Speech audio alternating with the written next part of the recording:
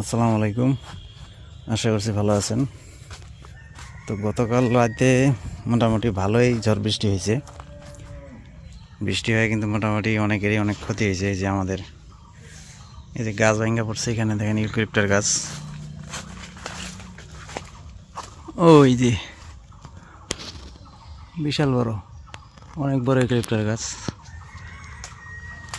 তো এই মাছটার তেমন ক্ষতি হয় নাই, কিন্তু এটা মাছা ভালো আছে। আর ওই যে এইখানে এই যে কলার গাছ, এখানে অনেকগুলো কলা গাছ ছিল, তো সবগুলো কলা গাছে কিন্তু একদম ভেঙে পড়ছে, দেখেন পুরা ক্ষেতটাই।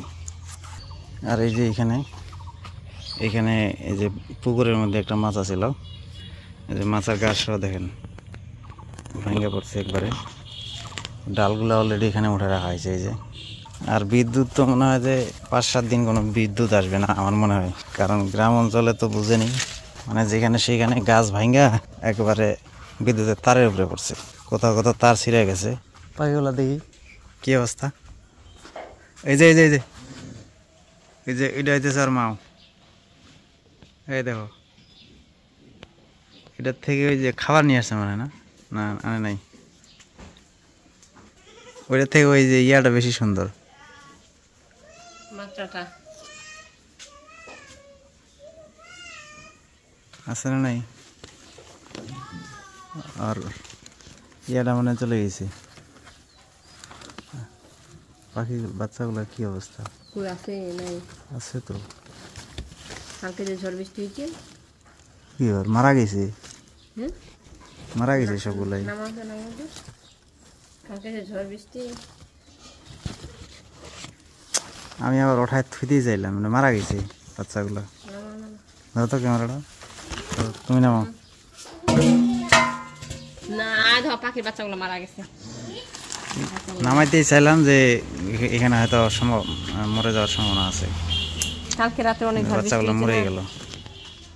কি হয়েছে? বাচ্চাগুলো মরে গেছে। আরে কেমন মনটা খারাপ হয়ে গেল না? আর মাটা এই জন্য বারবার আসতেছে আর ঘুরে ঘুরে যাচ্ছে। নামা রাখলে ভালো হইতো। নামা যদি ওই যে মেশিনের মধ্যে রাখতাম তাহলে কিন্তু বাঁচতো। আটকা রাখলে তাহলে বন্ধ করে ফেলে যাওয়া। তো ওর মাটা খালি দৌড়াই বেড়াচ্ছে।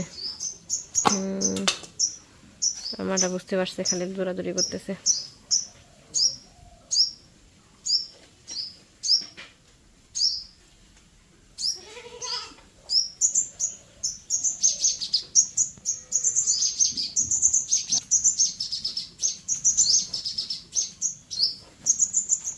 আছে না? আর ওর মাথাটা আসছে, মাতৃটাও আসছে, দুইটাই আসছে। একজন ওই যে গাছটার মধ্যে, একজন ওই দড়িটার মধ্যে, তারের মধ্যে, এখানে একটা, আর একটা হচ্ছে এখানে।